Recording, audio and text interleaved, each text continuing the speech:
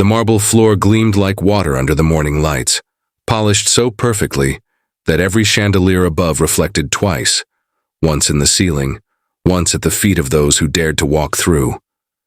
The lobby was a place of silence and power, built not for comfort but for awe.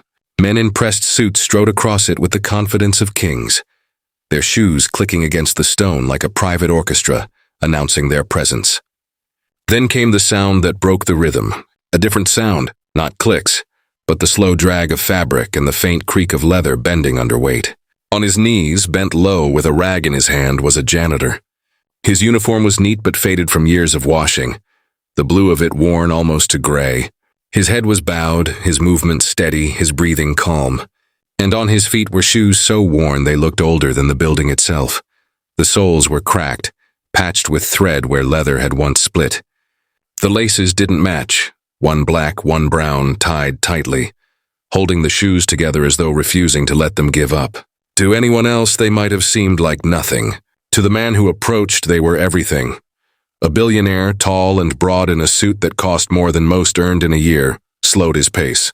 His presence shifted the air itself. He was used to rooms halting when he entered, used to conversations lowering to whispers when his footsteps echoed through. This time he stopped not for respect but for amusement. His eyes, sharp and cold like blades of glass, fell on the janitor's feet. A smirk crept across his face, the kind of smirk that didn't seek joy but fed on humiliation. He tilted his head, pretending to study, as though the shoes themselves were an artwork meant for his critique. The janitor kept working, not lifting his head. His hand pressed the rag against the marble, circling slow and deliberate, as though he hadn't noticed the gaze. But he felt it, he knew it. Silence grew heavier around him, until the only sounds left were the billionaire's breaths and the faint creak of shoes that had walked too far. "Do they even let you in here with those?" The billionaire said at last, his voice smooth but dripping with disdain. His words cut through the lobby like a knife. Two guards standing by the doors looked at each other, nervous laughter bubbling from their throats. A receptionist shifted uncomfortably behind her desk but said nothing. The janitor's rag paused mid-stroke. He raised his eyes, slow, unhurried, until his gaze met the billionaire's. There was no anger there, no embarrassment, just silence, the kind of silence that speaks louder than words. But the billionaire mistook it for weakness. He let out a laugh, sharp and cruel, his voice bouncing off marble walls like an echo of power. It was not the laughter of joy. It was the laughter of a man who believed the world existed for his entertainment. "Look at them," he chuckled, pointing with a gold-ringed finger. "Those shoes have seen better centuries, haven't they?" The janitor didn't flinch. His hands rested on the rag. His back straightened just slightly, a quiet shift that most would have missed. The billionaire laughed louder, and the guards followed, their nervous chuckles turning into real laughter now that they had permission. The receptionist lowered her eyes, wishing the floor would swallow her whole. For a moment, the entire grand hall existed in three parts: the shine of marble, the shine of wealth, and the broken leather at the janitor's feet. The air grew so still that even the hum of the lights above seemed to fade. And then something passed between them. Something in the janitor's steady gaze, quiet but unbroken, hinted that this was not what it seemed. The billionaire couldn't see it. He saw only rags and cracked shoes, only silence and bowed heads. But the silence was not surrender. It was wait. It was patience. It was a storm gathering quietly on the horizon, waiting for its moment. The janitor lowered his eyes again, not because he was small, but because he was larger than the insult. His rag touched the marble once more. He wiped in slow, steady circles, the rhythm of a man who had been here before, who had weathered storms far greater than laughter. His shoes creaked as he shifted his weight. Each sound was a reminder. These shoes had walked more miles than the billionaire's polished leather ever would, but no one in that lobby knew it yet. They only saw the surface, the shine of one man's power and the cracks at another man's feet. And in that imbalance, in that cruel laughter echoing through the hall, a story was waiting to be told. A story that would turn the marble floors into a stage, the billionaire into a student, and the janitor's shoes into symbols that would leave the world silent. That day, the billionaire thought he had won. That day, He thought his laughter was the final word. But what he didn't know was that the very thing he mocked would become the lesson he would never forget. And as the janitor continued to scrub, as the rag slid against stone and the silence grew heavier, something in the air whispered, this was not the end. This was the beginning. Word travels fast in a building like that. Secrets have no corners to hide in. Whispers float quicker than air. By noon, the story had already spread among the staff like wildfire. The billionaire, the shoes, the laughter. Every corridor carried echoes of his words. "Do they even let you in here with those?" whispered one security guard, shaking his head. A cleaner sighed as she polished silver in the kitchen. "He called him a beggar," another said, voice low but sharp with anger. Everyone knew the janitor. Quiet, steady, respectful. He had never raised his voice, never asked for more than his day's work. Now his name lived on people's lips because of one man's cruelty. At lunch, in the staff cafeteria, the buzz was louder than the clatter of trays. Workers gathered in small clusters, eyes darting toward the janitor sitting alone at a corner table. His meal was simple, just a small portion of rice and beans, eaten slowly. He didn't look up, didn't join the gossip. He chewed calmly, hands steady, back straight, but around him the voices swirled. He laughed at his shoes, said he should be ashamed, in front of everyone.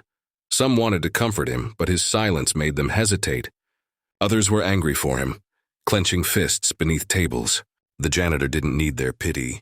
His dignity was like armor, invisible but unbreakable. Yet the billionaire wasn't finished. Cruelty rarely stops at one insult. It feeds on repetition. Days later, he returned, this time with 2 colleagues at his side. Men like him, wrapped in arrogance and tailored cloth, the smell of expensive cologne following them like a shadow. They walked through the lobby laughing loudly, their voices bouncing against marble like they owned not just the building, but the very air. Then the billionaire's eyes found the janitor again, bent over his work, steady hands polishing brass handles. A cruel smile spread across his face. This was his stage now. "Look," he said, pointing openly, his voice sharp enough for every ear in the lobby to catch. "Imagine cleaning floors your whole life and not being able to afford a decent pair." His friends chuckled, one covering his mouth as if the humor was too much to contain. Another clapped him on the back, whispering something about ragged shoes and ragged dreams. The laughter stung, not because of the words, but because of the ease. It rolled from their mouths like breathing, like mocking another man's dignity was nothing but sport. The janitor stopped for a moment. He didn't lift his head, didn't argue, didn't give them the satisfaction of reaction. He bowed slightly, a gesture mistaken by many. To the rich man it looked like defeat, like surrender. But to those who watched carefully it was different. His silence was not weakness, it was control. Something burned behind it, like thunder in clouds, still distant but rolling closer. The guards laughed more freely this time, relieved that the humiliation came with company. The receptionist forced a smile to please the powerful. Even the elevator attendants pretended not to notice, though their hands tightened on brass buttons. The billionaire thought he owned that silence. He thought he had pressed the man so far down that there was no return.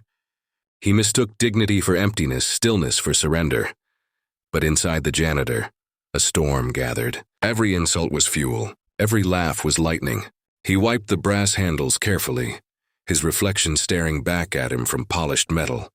He saw his cracked shoes below, silent witnesses to years of walking, of sacrifice, of journeys the billionaire could never imagine. His lips pressed together, his hands steadied. He would not speak yet. The time wasn't now, but it would come. That night, when the lobby emptied and the laughter was gone, the janitor remained at work. The building was quiet, shadows long across marble. He moved slowly, mop gliding across the floor, shoes creaking with every step. He paused once, staring at them, the broken leather carrying more memory than any man in that building would ever guess. These weren't shoes of shame. They were shoes of service. They were shoes that had walked dusty roads where children waited with empty stomachs.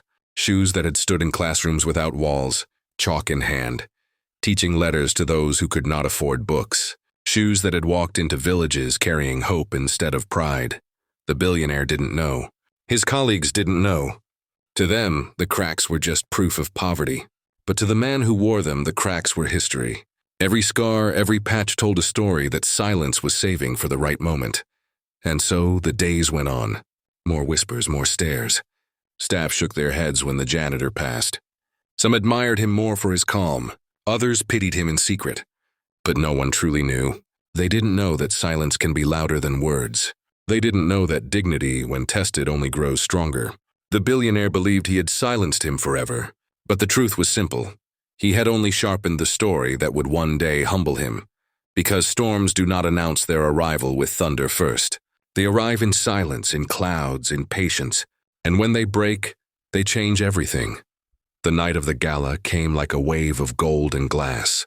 The building that usually smelled of polish and marble now carried the heavy scent of perfume, roses and expensive wine. Cars lined the street outside, sleek machines shining beneath streetlights. Men in tuxedos and women in gowns swept into the lobby, their laughter soft, their jewelry catching the light like stars scattered on earth. Chandeliers burned brighter than ever, and the marble floor shone with the reflection of wealth itself. And somewhere, behind it all, the janitor worked. His hands carried chairs one by one into the ballroom, his shoes whispering across polished stone. He moved quietly, almost invisible among the grandeur, as though the world had forgotten he was even there. But he noticed everything. The arrogance, the pride, the way the wealthy carried themselves as though the night existed only for them. Then came the voice he knew too well. The billionaire, loud, confident, wrapped in silk and pride, he walked into the ballroom surrounded by guests. Laughter followed him as naturally as shadows. His eyes scanned the room until they landed on the janitor bending over to adjust a tablecloth. The smirk returned instantly. He couldn't resist. Still those shoes? The billionaire sneered, his words slicing through the music. His colleagues chuckled, some trying to stifle their laughter behind glasses of champagne. A few guests turned their heads, curious, already sensing another spectacle. The janitor paused, fingers resting on the cloth. His back straightened slowly. But once again, he said nothing. Before the billionaire could speak again, a microphone squealed at the front of the ballroom. The chatter hushed. A man in a black suit walked to the podium, adjusting his notes, his voice calm but commanding. Ladies and gentlemen, tonight we gather not only to celebrate wealth, but to honor service. Tonight we recognize a man whose life reminds us that greatness is not in riches, but in sacrifice. Not in riches, but in sacrifice. The crowd murmured. Eyebrows lifted. Who was being honored? Guests leaned closer, curious. The billionaire raised a brow, half listening, his smirk still on his lips. The speaker continued, his words slow, deliberate. This man walked from village to village, teaching children who could not afford school. He gave his salary away to build classrooms out of nothing but mud and hope. He worked days and nights feeding orphans, clothing the abandoned. His hands may look tired, his shoes may look worn, but his path has carried more greatness than gold ever could. The audience hushed completely now. Glasses froze mid-air. The billionaire blinked, his smirk fading. Then came the words that cracked the silence wide open. Tonight we honor our very own janitor. Gasps rippled across the hall. Heads turned as the spotlight swung like a blade of light, cutting through the crowd until it landed on him. The janitor stood frozen for a moment, the rag still in his hand, his old shoes catching the glow, every pair of eyes fixed on him. The silence was thick, broken only by the sound of chairs scraping as people leaned forward in disbelief. The billionaire's laughter died instantly. His jaw tightened, his face pale. He tried to chuckle, to dismiss it as a mistake, but the words of the speaker rolled on. He has taught hundreds of children to read. He has built schools in places where governments forgot to look. He has walked in these shoes across deserts, across mountains, carrying nothing but faith and courage. He has stood in the rain with children under a single umbrella, teaching them their letters. He has given everything he has, asking nothing in return. Tonight we call him not janitor but teacher, not servant but servant of humanity. The ballroom erupted in applause. Thunderous rising, unstoppable, guests stood to their feet, clapping with tears in their eyes, their jewelry forgotten, their champagne untouched. The janitor, stunned, slowly set the rag aside. He bowed his head, humble, his hands shaking slightly as the light held him still. The billionaire did not move, His colleagues glanced at him, shifting uncomfortably, but he remained frozen, shame crawling across his face like a shadow. He had mocked those shoes, shoes that had not walked in shame but in sacrifice. He had laughed at cracks carved by service, pointed at laces that had tied together dreams for children he would never meet. The janitor raised his head at last, his eyes meeting the crowd. His voice, calm and deep, carried across the room. "These shoes may be old," he said, "but they have carried me to places where children now dream. If they are broken, it is only because they have walked too far to leave anyone behind." The room fell silent again, not out of discomfort this time, but out of awe. The words hung heavy, the kind of words that sink into hearts and never leave. A woman in the front row dabbed tears from her eyes. A man lowered his head, ashamed of his own pride. And in the corner, the billionaire's smirk was gone forever, replaced with a stare he could not escape. From the crowd, from the janitor, from himself, that night, the shoes became more than leather and thread. They became a story, a sermon, a mirror held to every person in the room, and no amount of wealth could erase the truth they revealed. The applause faded slowly, like a wave pulling back into the sea, but the weight of the moment lingered in the ballroom. The chandeliers still glowed, the music still whispered faintly from the corners, but nothing felt the same. Guests sat down slowly, their faces softened, their conversations hushed. Something had shifted, something irreversible. The janitor stood in the center of the spotlight, his head bowed slightly, his old shoes planted firmly on the marble. The rag that once defined him lay forgotten on the table behind him. For once he wasn't the invisible man in the room. He was the story. The truth, the mirror no one could look away from. The billionaire remained in his chair, rigid, his knuckles white as they gripped the glass in his hand. He had always been the loudest, the proudest, the man whose laughter could drown out shame. But tonight, shame had found him anyway. His smirk had vanished. His polished shoes suddenly felt too clean, too empty. He had mocked a man who had walked further than he ever could, not with wealth, but with will. The janitor stepped forward, the spotlight following. His voice rose again, calm but cutting through the air with more force than anger ever could. "I have walked in these shoes for many years," he said, his tone steady. "They have carried me across villages where children sat on the dirt, waiting for someone to tell them their lives could mean more. They have carried me through storms to reach families who had no roof, no food, no hope. These shoes are torn not because I am poor, but because I chose to wear them down for others." The room fell into deeper silence. No glass clinked, no whisper stirred. Every guest listened as though the chandeliers themselves leaned closer. The janitor's eyes scanned the crowd, resting briefly on the billionaire. Not in vengeance, not in anger, but in something far heavier, compassion. "Some people," he continued softly, "wear shoes that never touch the dirt. They shine, but they have never carried the weight of another person's suffering. And some shoes, though broken, carry the footprints of sacrifice. Ask yourself tonight, what kind of shoes do you wear?" It was a question that hung in the air like a sentence, demanding answers no one dared speak aloud. A woman dabbed her eyes again. A man shifted uncomfortably, staring down at his own polished loafers. The billionaire swallowed hard, his throat tight, but no words came. His wealth couldn't buy him out of the moment. His pride couldn't shield him. For the first time, he was defenseless. For the first time, he was defenseless. The janitor bowed his head, a small smile softening his face. "I am not ashamed of these shoes," he said, "because every crack tells a story. Every scuff carries a child's dream. If they break tomorrow, I will thank God they broke while carrying me toward others." The audience rose to their feet again, clapping not just for a man, but for a truth they could no longer ignore.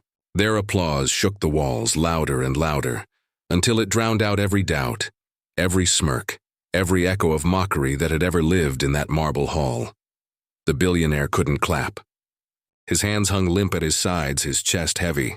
He stared at the janitor, his own reflection suddenly small, fragile, cracked like the mirror he once laughed at.